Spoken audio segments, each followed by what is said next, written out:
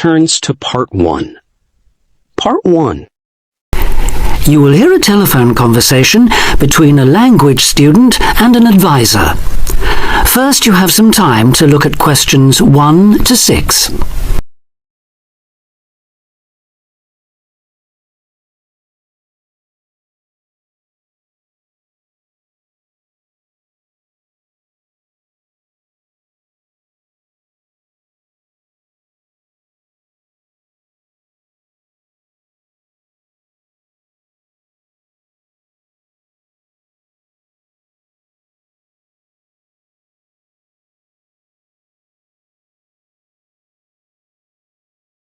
Now we shall begin.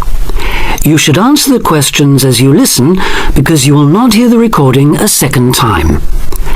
Listen carefully and answer questions 1 to 6. Homestay Language Learning, Lisa McDowell here. How can I help you? Hello, my name's Dan. Hello, Dan. And I'm going to be living with a family in Edinburgh for 3 months, so I'd like some advice on what to bring with me. I'm flying in via Singapore on the 15th. Right. Well, perhaps most important of all are your documents. Vaccination certificate, sponsor's letter, and the certifying letter from us for immigration. Yes, I've got all those in order, I think. What I'm really wondering about are money and clothes and things for my room. Personal effects, in other words. Okay, let's start with cash. You'll already have money in your bank account here, of course, but make sure when you get here you have some cash on you. Pounds, that is, not euros or dollars. How much do you suggest? I'd say 50 as an absolute minimum. Okay. Now, the next thing is which clothes to bring. What do you think? Well, as I'm sure you know, it can get pretty cold here, so you will need some warm clothing. There are shops near here that sell winter clothes quite cheaply, so you really don't need to bring much. Do make sure, though, that you have at least one thick sweater and a jacket with you when you arrive here. The temperature's likely to be a lot lower than in Singapore. Thanks for the warning. Now, something else I'm not sure about is whether to bring my computer. It's a laptop, so it won't take up much room. 2 problems. Firstly, it might not be compatible with the electricity supply in this country. And secondly, there's a risk of it getting broken in transit. Someone travelling here had hers smashed only last month.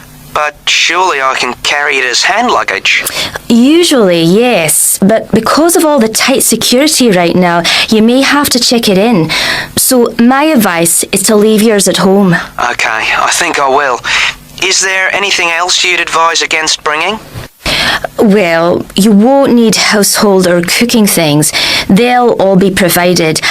And importing food, of course, isn't allowed by customs, though I imagine you already knew that. Well, yes.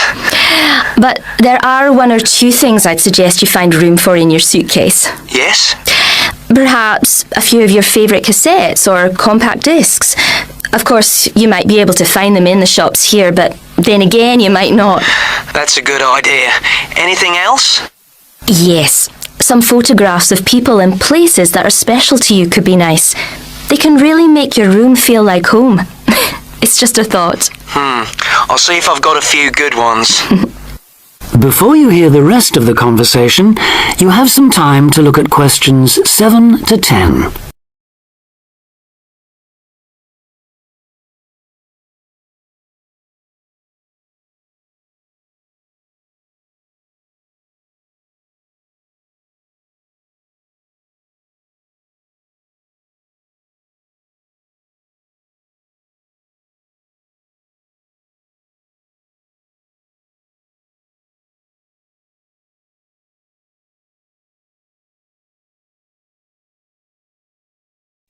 Now listen and answer questions 7 to 10.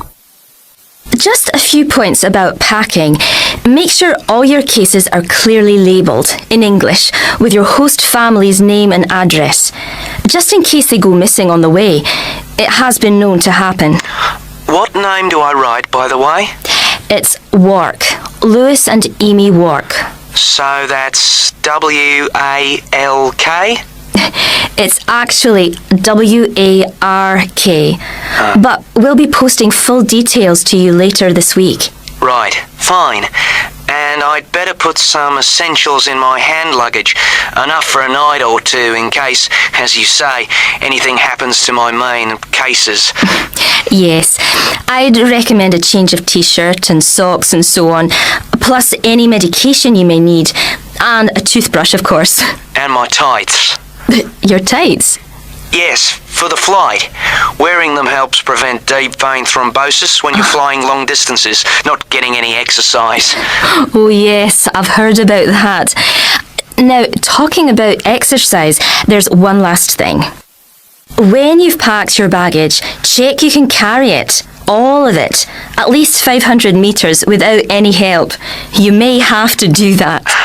Okay. Well, thanks for all your help. You've cleared up a lot of points. Oh, you're welcome. Have a safe journey, and we'll look forward to seeing you next month. Bye. Bye.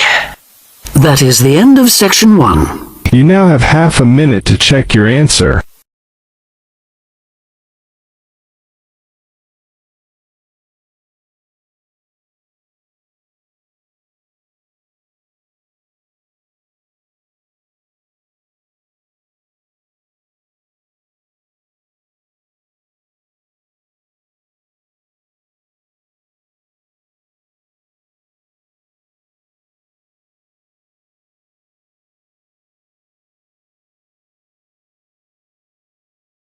Now turns to part 2. Part 2. You will hear a man talking about a parliament building. First, you have some time to look at questions 11 to 17.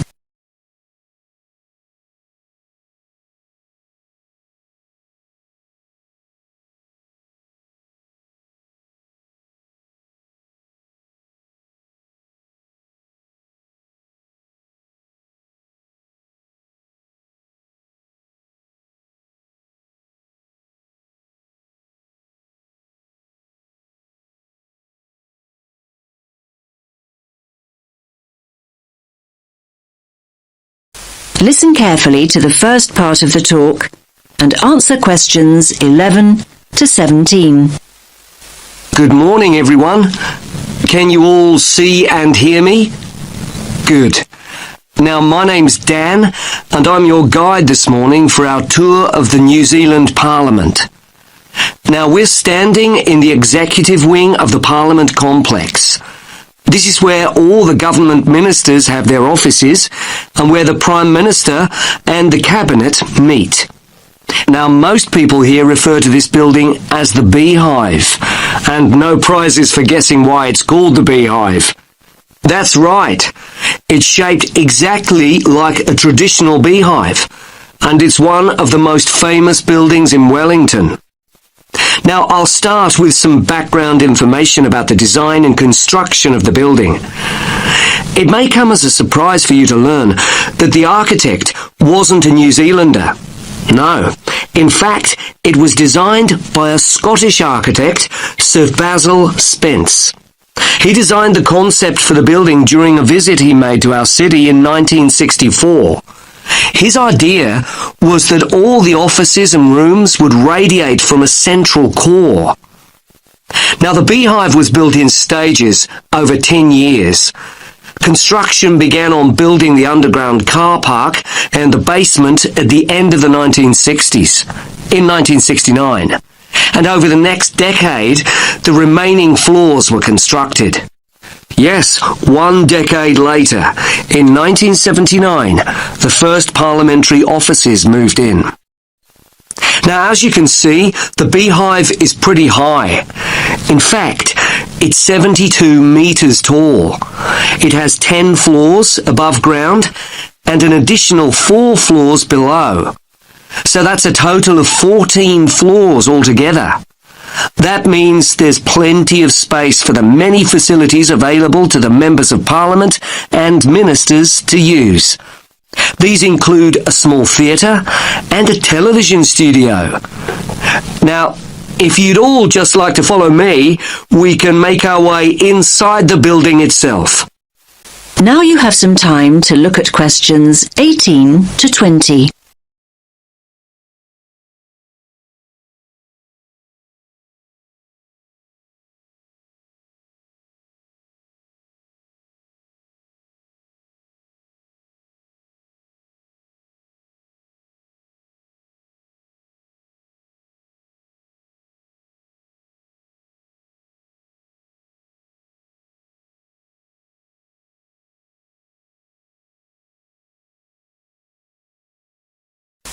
Now listen to the rest of the talk and answer questions 18 to 20.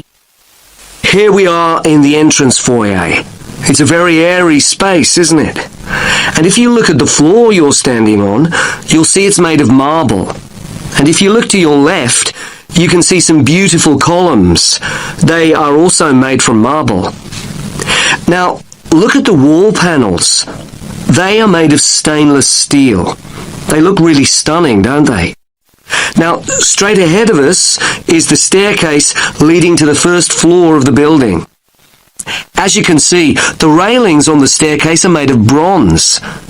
Now, let's make our way up this beautiful staircase to the banquet hall on the first floor, and we can admire these beautiful bronze railings on the way. So this is the banquet hall. And as you can see, it's shaped in the form of a semicircle. It's also a pretty big space, isn't it? It's actually a big enough dining room to hold up to 300 guests. Now look at the large mural to your right. It's three-dimensional and shows the atmosphere and sky of New Zealand. And the floor we're standing on is made of wood. It's a native New Zealand timber called tawa. Okay, now let's make our way to the back. That is the end of part 2. You now have half a minute to check your answers.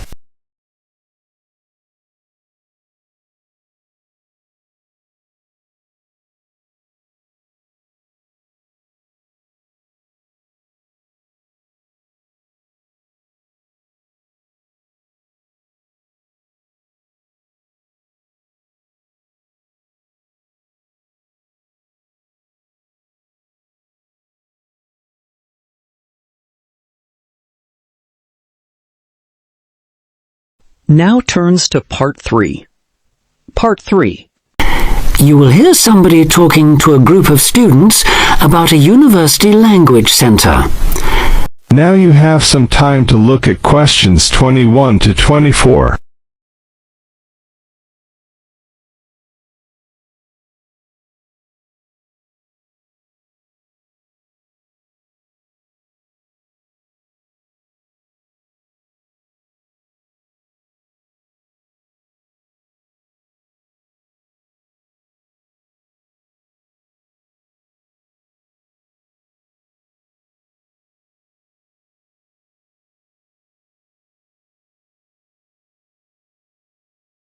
Listen carefully and answer questions 21 to 24.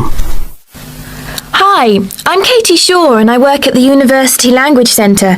Your tutor tells me you might be interested in using the centre, so I'm here at the college to explain a bit about it and of course to answer your questions. Where exactly is the centre? Is it near the college? It's actually on King's Road, just round the corner from here in fact. Oh, I know it, yes. I wondered what that building was. Yes. What's there? Well, the library has about 4,000 books, pamphlets and transcripts to go with some of the 12,500 items on audio or video cassettes. These are at a wide range of levels of difficulty, covering language learning material in over 100 languages. There are also reference books without tapes, including dictionaries, grammar workbooks, vocabulary workbooks and model letters, as well as texts on academic writing and effective study habits, etc. Audio cassette workrooms are on the first floor, by the way. Do they get any foreign language press there too? Yes, the library subscribes to a number of European daily and weekly newspapers, including Le Monde from France, L'Espresso from Italy, and the weekly international edition of the Spanish paper El País. What about learning with computers? Can you do that there? CALL, or Computer-Aided Language Learning, is available on the first floor. How many PCs are there? Counting both Macintosh and PC platforms, there are 9 at present. There are materials in over 15 different languages, and new material and language categories are being added as library funds permit. The programs cover verb drills, grammar exercises, activities to accompany multimedia textbooks, pronunciation, translation, and some multimedia applications. The same hardware permits access to the internet with its many language learning and discussion sites. What about TV? That's a good way of learning a language too. Yes, definitely, we agree. So on the second floor of the centre, there are televisions to view live satellite television broadcasts in 7 languages. Oh, which ones are they? Currently, we've got Arabic, French, German, Italian, Portuguese, Spanish and Russian. Turkish broadcasting can be viewed live on request. The centre records the news in French, German, Arabic, Italian, Japanese, Spanish and Russian. And English too. Now you have some time to look at questions 25 to 30.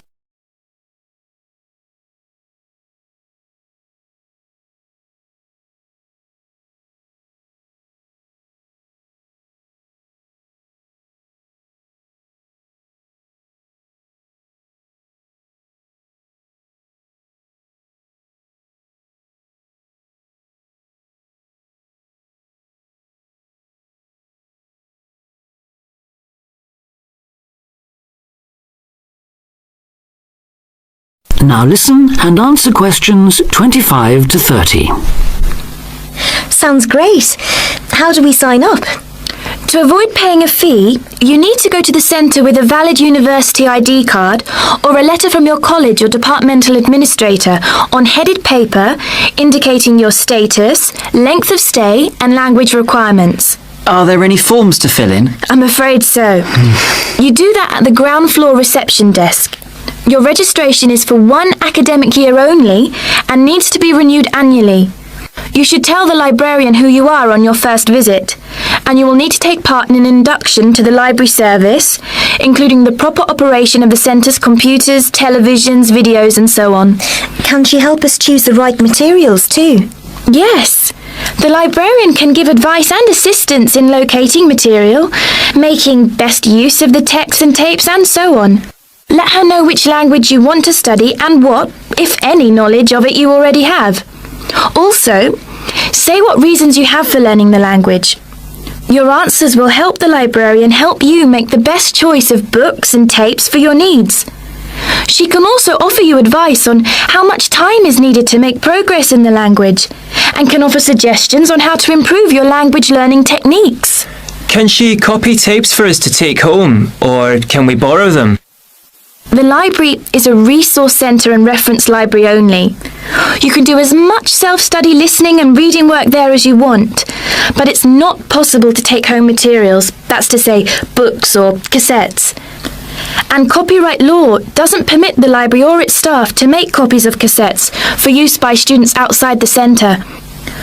All material must be used on the premises, I'm afraid.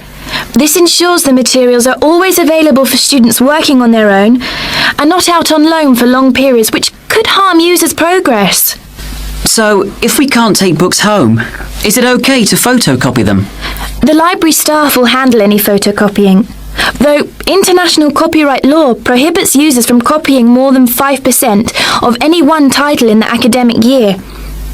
You place a photocopy order with the librarian or an assistant, and orders will be processed between 1 and 2 o'clock or after 5:30. How much does it cost? 10 pence per page. Payment is by photocopy card, which you can buy from the information desk on the ground floor. That is the end of section 3. You now have half a minute to check your answers.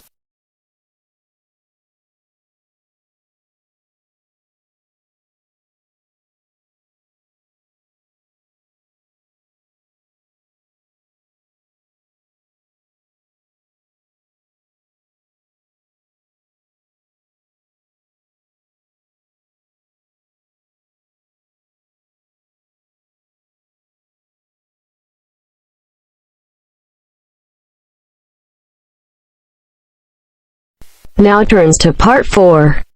Part 4. You are going to hear a lecture on ecology.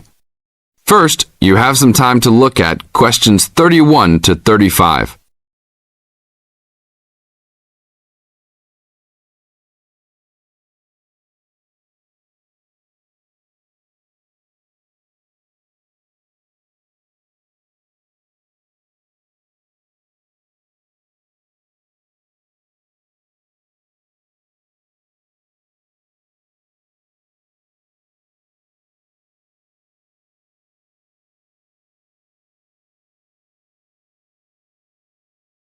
Now listen to the tape and answer the questions 31 to 35. Good afternoon. I'd like to turn it over to Dr. Carey, who will talk about the programme in restoration ecology. Thanks, Chris. A lot of people think that human beings can do whatever they want to the environment. But as Aldo Leopold taught, land is a system of interdependent parts which should be regarded as a community and not a commodity. Well, that idea has influenced what we teach here in our program, where students come from all over the world to learn about restoring native plant communities back into an ecologically natural state. This field is therefore a combination of formal science with practical applications, and that is quite attractive to many people. We have students, for example, from many different nations who come just to take part in this unique program. Our location is also quite unique. We have the world's oldest restored native plant community in Curtis Prairie at the Wisconsin Arboretum. Some say that this is proof that the science of restoration ecology was birthed in Wisconsin. Well, that may be oversimplified, but our reputation is strong. But students don't have to study prairies only. One student, Edmund Mukala from the Congo, came to study restoring ancient wetlands in the Congo using knowledge gained from historic samples of the soil seed bank. Not all the seeds survived, but some can remain dormant for many years. Mr. Mukala wanted to find out what type of community would be most similar to that ancient seed bank. He has recently returned to the Congo and is now cooperating with the government to implement his findings. Now look at questions 36 to 40.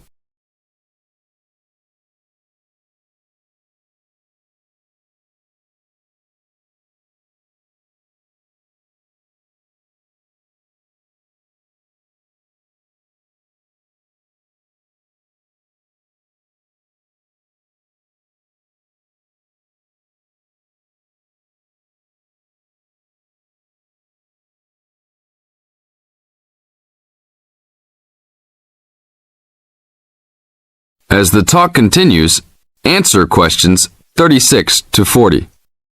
So the only prerequisite for doing research here is that it is a native plant community.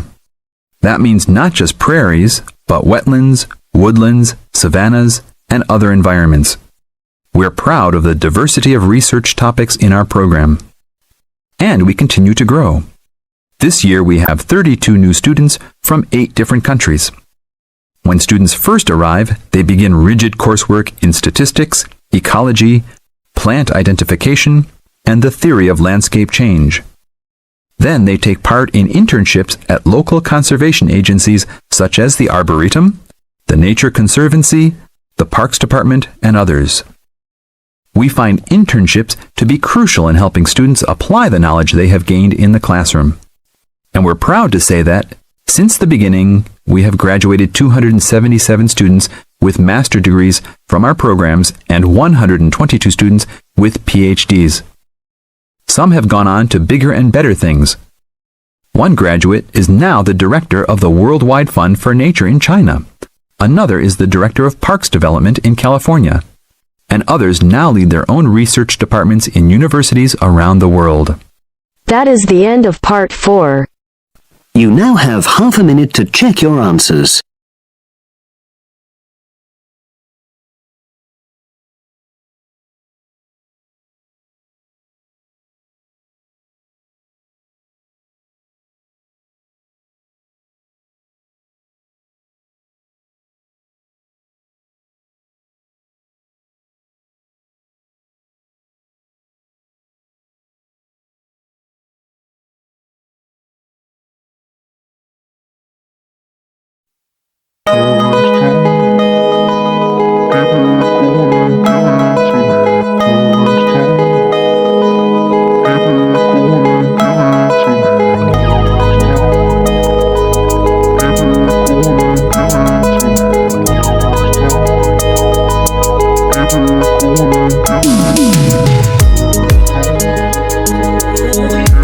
Give it to